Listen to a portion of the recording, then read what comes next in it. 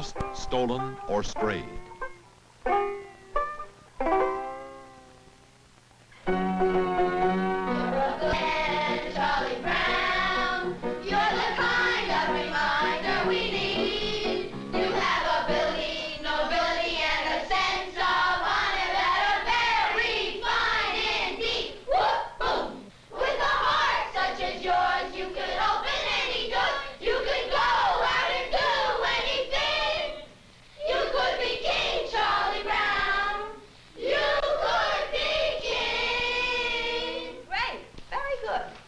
We'll go to lunch now, and this afternoon we'll continue with our meeting.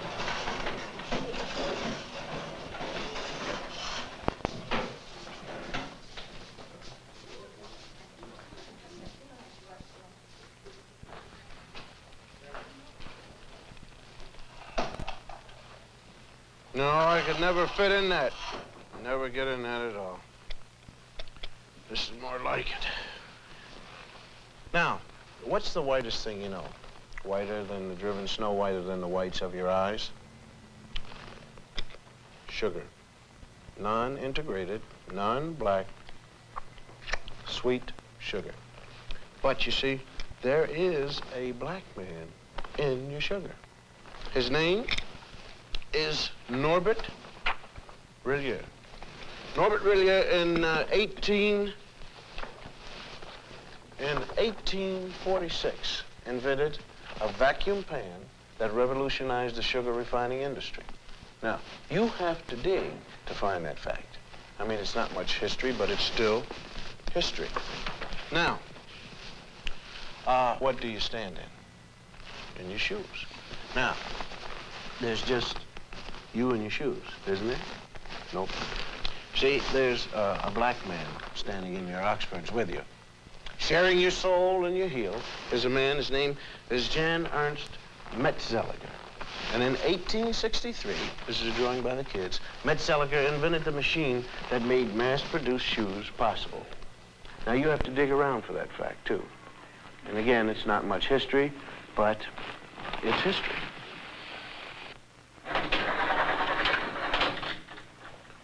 Am I coming in clear to California? I mean, is this TV signal driving through a pass in the Sierra Nevada mountains and slipping into San Francisco? Okay, well, I want to thank you, Jim Beckworth. Jim Beckworth out of St. Louis, hunter, trapper, and honorary chief of the Crow tribe of Indians. We had trouble finding you, Jim. Though you helped open the West, you didn't make the books. Chicago, right here, where the Wrigley building is. Young fellow by the name of Jean-Baptiste de Sable. Jean-Baptiste, he founded Chicago, when he traded with the Indians. And of course, there it is right there at that particular time. It was called Chicago, or Stinking Onion, by the Indians. And de Sable, he didn't even change the name at all. Now you take the Lewis and Clark expedition here, right in there. You'll find a black man named York, helping to open the West. Those men are trying to wash the black out of York. That's what you might call historically significant, because a lot of people think we ought to wash white, but we ain't gonna, you see.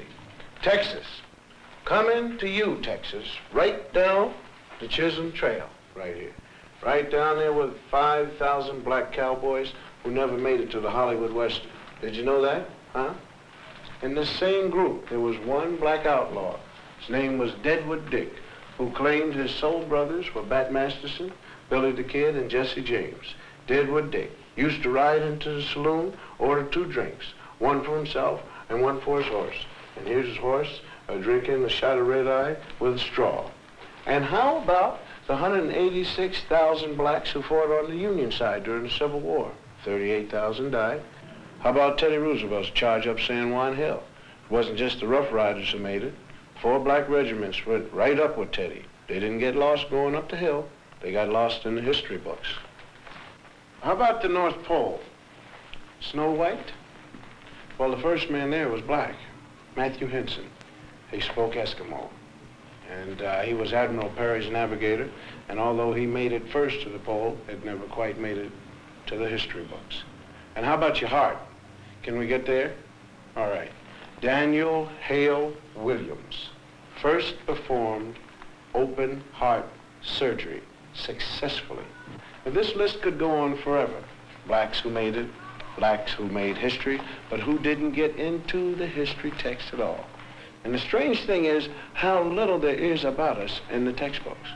Napoleon once said, history is a fable agreed upon, and the fable agreed upon up to now is that American history is white on white. But sometimes we did get into the history books. All wrong. Now you take this one. The Growth of the American Republic, 1942 edition. Samuel Eliot Morrison, Henry Steele Commager. Quote, as for. This has to do with slavery. As for Sambo, Professor Morrison. Sambo, Professor Commager. As for Sambo, whose wrongs moved the abolitionists to wrath and tears, there is some reason to believe that he suffered less than any other class in the South from its peculiar institution. Peculiar institution means slavery. Although brought to America by force, the incurably optimistic Negroes soon became attached to the country and devoted to his white folks. Unquote. Those lines were written by two Pulitzer Prize-winning white Northern professors.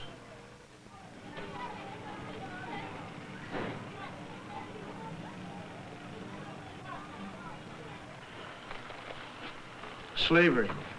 That's the place everybody likes to start Negro history. You have ignorant black men being brought over from Africa in chains. Terrible thing, slavery. But this way slavery is taught, it sort of takes the sting out of it. Because the way it's usually taught, people think that we Afro-Americans started with nothing but little grass skirts like the kids in the Tarzan movies. And though America gave us slavery, America kindly gave us religion and a lick or two of education. And when we get more jobs and more education, then up from slavery. But we had something before we left Africa, something more than rhythm. I mean, we had a high culture. Culture was so high that great artists in the world are still borrowing from it. Now here's a sculpture by an unknown African artist. And here's what Paul Klee took from him. Now here's a work by an unknown black African, and Pablo Picasso liked what he saw. Another African design, and Modigliani swiped it, or he was influenced by it, or whatever polite word you want to use. Another black African artist, and Picasso didn't change it very much. I mean, when you look at this copying, you got to give us a little more than rhythm. You got to give us style. Now, if you tell the history of slavery right, you got a big problem on your hands. The slave trader didn't take some savage out of Africa. He took a human being. He sold him like an animal and separated him from his family. America invented the cruelest slavery in the history of the world. It broke up black families. After slavery was over, America kept breaking up the black man's family. And that's some awful history to teach. Now, if you want to look history right straight in the eye, you're going to get a black eye.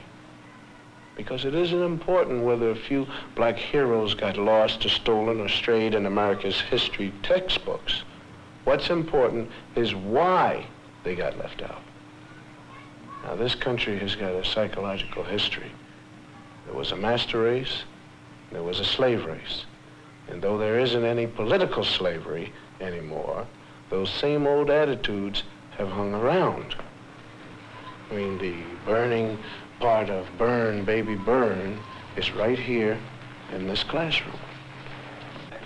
We want to thank Mrs. Lovely Billups and the whole gang here at the 4th grade for the brilliant and intelligent artwork that they've done here to make this whole broadcast sing. I want you guys to keep pretending that I'm not here. You're doing a great job, and just keep on drawing and reading and writing, doing what you have to do, because I'm going to talk about some other kids. Not you, Mary, John, and Bob. These are kids from other schools. Did you know in some states it used to be against the law to teach blacks to read or write? Nowadays, we're getting these integrated schoolrooms, and most people think that if we get enough teaching and enough jobs, everything is going to take care of itself. But there is a scar of history running right through kids as young as these. It tears you up if you know how to look at drawings kids make, because kids shouldn't know much about history and anything about discrimination. I mean, nobody hates little black kids, but why do some of them cause so much trouble? And if you ask black and white children to draw themselves, or trees, or houses, some strange things happen. We asked some ordinary white kids from ordinary families to make some drawings for us. Like, well, let's call him John.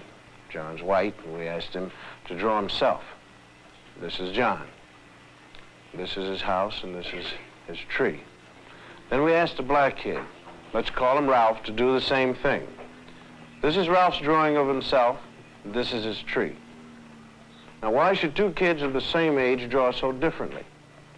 Enter the expert. This is Dr. Emmanuel Hammer, psychiatrist specializing in children's therapy. Well, let me illustrate it for you. Let's take these drawings. No matter what a child draws, he's really picturing himself. Ask a secure child to draw a tree, and he's likely to draw a bountiful, spreading tree. A black child drew this tree, cut off in its growth, stark, bare, ungratified. It works the same way with drawings of people. Normal children, average drawings. The mood is happy, the child feels capable, the drawings are complete, and the arms are developed to emphasize strength. These children were old enough to draw complete figures. The significant fact is what they left out: arms, hands. A child may sense that a situation in life is so powerless that he himself is equivalent to an armless man. My own study reveals that armless people appear 3 times more frequently in the drawings by black children than those by white. The faceless beings suggest that these youngsters not only feel themselves to be less than they might be, they don't even feel themselves to be. The black child who is forced to live in a hostile world may disappear in self-defense. He drifts through life feeling like a shadow. He stops caring, and he stops trying. A child who has this on his mind cannot be a child. A child who has this on his mind could want to burn down cities when he gets older. The whole confusion was summed up by a black 9-year-old in these 2 paintings. This is a 9-year-old boy draws a white man, Robin Hood maybe. And this is how the same boy draws himself.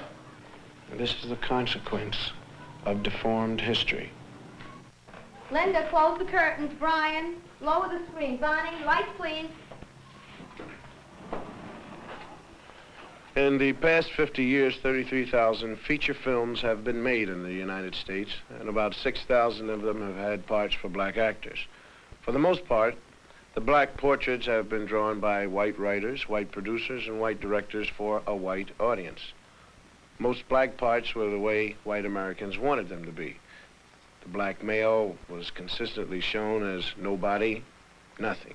He had no qualities that could be admired by any man, or more particularly, any woman. When the sun goes down, the tide goes down, the dark gather round and they all begin to shout, hey, hey, Uncle Dud didn't feed the... White people didn't like to think much about them, sort of like a relative you got in a rest home. I mean, happy darkies, dancing and singing was all they wanted to hear about. Being good Christians, the whites out front liked to think the blacks out back were kind of happy.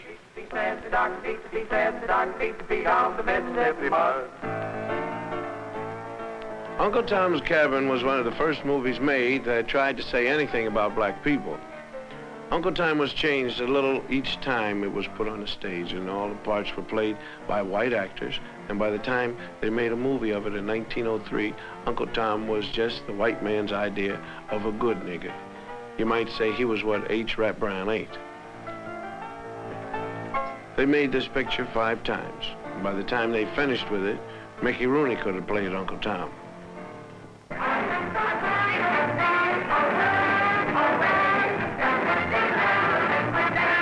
Minstrel shows started as the black man's entertainment for himself and the plantation owners. When they were filmed, though, they were done by a white cast. You figure that out. They were done as sort of a joke, and the black entertainer couldn't even get a job making fun of himself. The first really vicious anti-Negro film was called The Birth of a Nation, and it was a honey. And the second worst thing about it was that technically in 1918 it was the best movie that had ever been made. A cat named D.W. Griffith produced it, and he knew how. See? Birth of a Nation pretended to tell the story of the Civil War and what happened afterwards when the slaves were freed. A white woman couldn't walk her own sidewalk, if you believe the picture.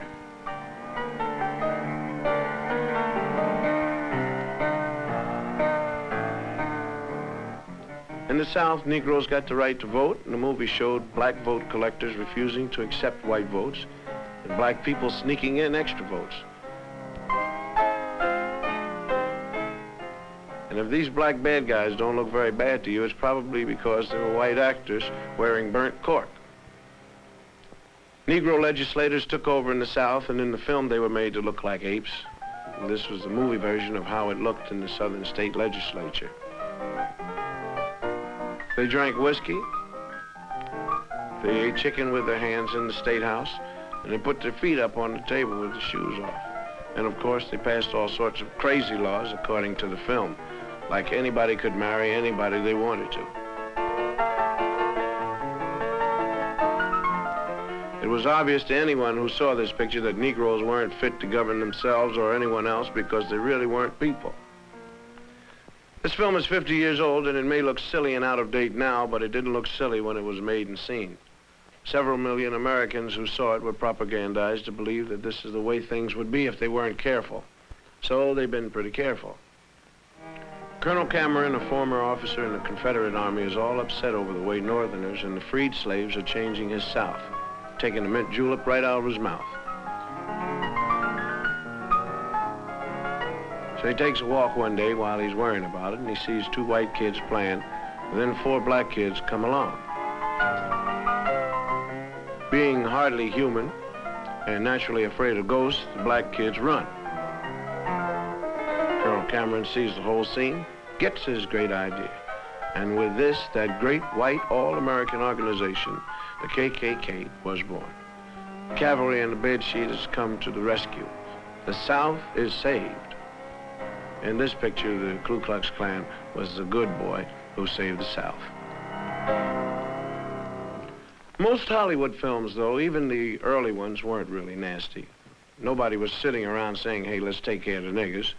What producers were doing was making money. And to make money, they made pictures that white ticket buyers would enjoy. They showed Negroes the way most Americans like to think of them. To blame Hollywood is like throwing a rock at the mirror because you don't like what you see in it. Burt Williams was one of the great vaudeville performers. He couldn't get parts in white pictures, so he made a lot of short comedies. He played the part most Americans consider typical Negro. He wasn't bad, really, just lazy, stupid, and happy the way he was. And his feet hurt. He was afraid of most everything. And when he was scared, he shook and his teeth chattered. Unlike a scared white man, the black man's eyes could pop out of his head. And when he was so scared he couldn't talk.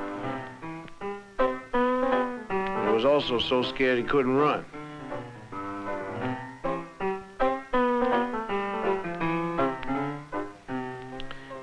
Black women, on the other hand, were steady and imperturbable.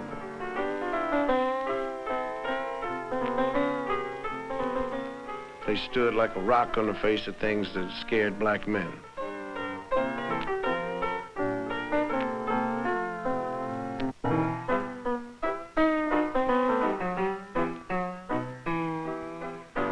Another strange physical characteristic was when they were really very scared, the guys turned white.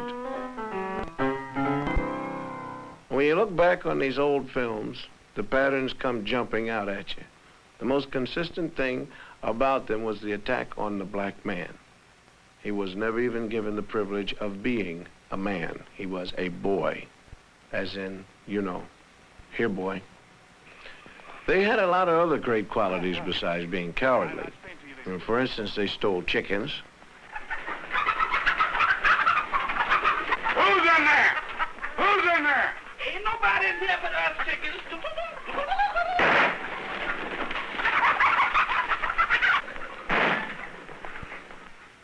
They shot craps.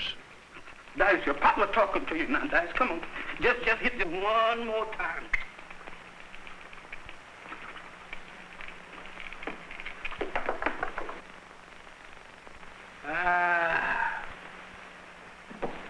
And lions weren't the only thing they were afraid of either.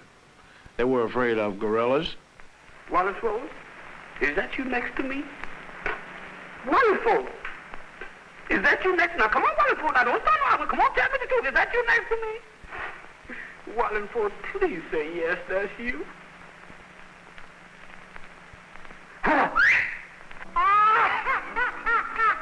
They were also afraid of ghosts and skeletons. Jeff? Is that you scratching my head? Jeff? Jeff! Now, come on, now, what are you looking at?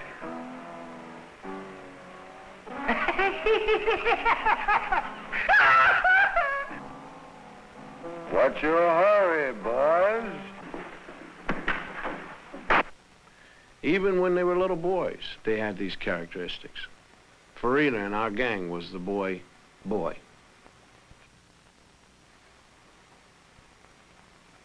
The tradition of the lazy, stupid, crap-shooting, chicken-stealing idiot was popularized by an actor named Lincoln Theodore Monroe Andrew Perry. The cat made $2 million in 5 years in the middle 30s, and everyone who ever saw a movie laughed at Steppin' Fetchit.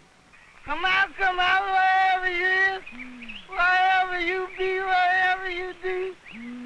Come out, wherever you am. How's the government looking for you?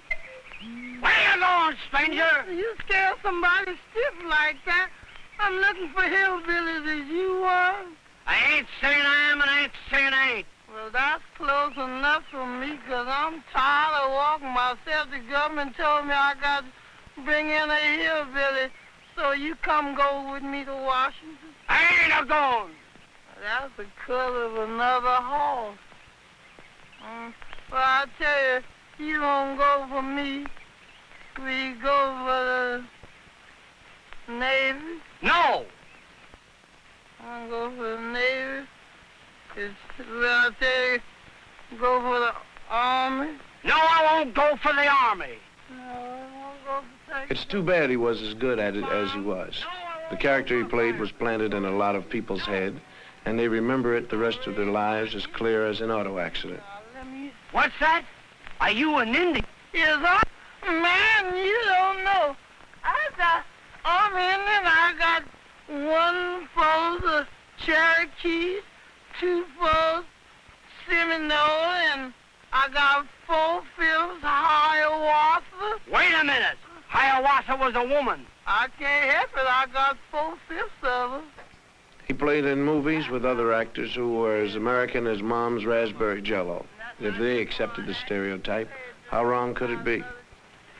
Judge Rickey, can I see you some, please? Well, I'm pretty busy. Yes, but I just want to ask if you heard about it. Hear about what? About over at my house, night before last. Oh, another baby? Yes, you sure guessed it, you heard. What's his name? Oh, we call him L.R. Elias Rigby Livingston. Oh, named him after me, did you? Yes, Elias Rigby. I told my wife Ethel, I said, honey, I know Judge sure gonna be gratified. Well, of course, yes, I appreciate the honor. Yes, sir. I suppose a compliment, and I ought to do something for you. Yes, sir, that's what I thought. 'Cause You come over to my place tomorrow, and I'll give you a job. Yeah. Rake and leave.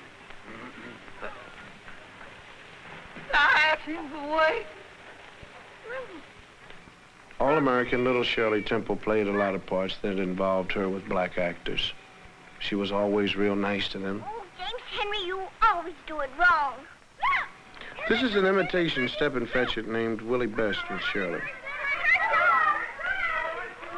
Come on, Miss Virgie.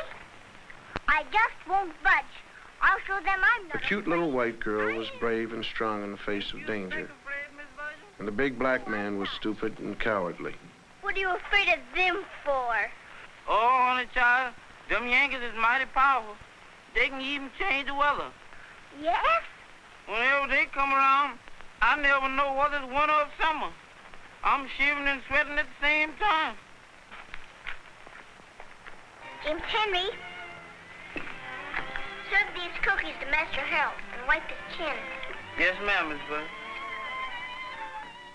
She was good to them, and they were good to her.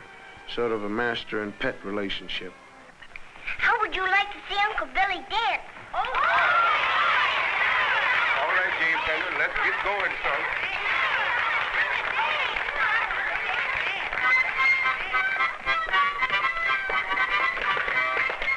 This is Bill Bojangles Robinson, one of the great ones. But if he wanted to work and dance, he had to come into a picture through the servants' entrance.